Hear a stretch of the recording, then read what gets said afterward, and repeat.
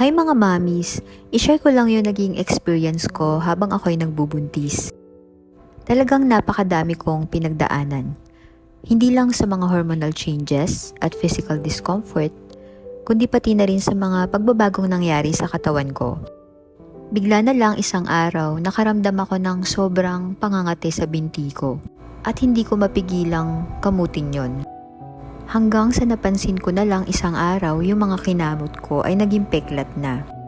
Grabe, sobrang nakaka-stress, sobrang nakakapraning. Napakahirap tanggapin na may ganun kalaking marka sa katawan mo, lalo na't buntis ka. Alam nyo yung pakiramdam mga mamis na sobrang nanlulumo ka habang nakikita mo yung peklat sa binti mo. Sobrang nahihirapan na ako noon mga mamshi at nawawala na rin ako ng confidence sa sarili ko.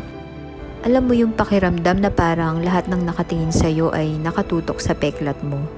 Pero hindi ako sumuko mga mamis. Sinubukan ko ang iba't ibang products, umaasa na makahanap ng solusyon. Pero wala talagang epekto. Hanggang isang araw, naalala ko yung aloe vera cream na sinasabi ng friend ko. Sa simula medyo hesitant ako, paano kung hindi rin ito mag-work? Paano kung sayang lang ang pera ko? Pero sa huli, nakapag-decide ako na itry ito.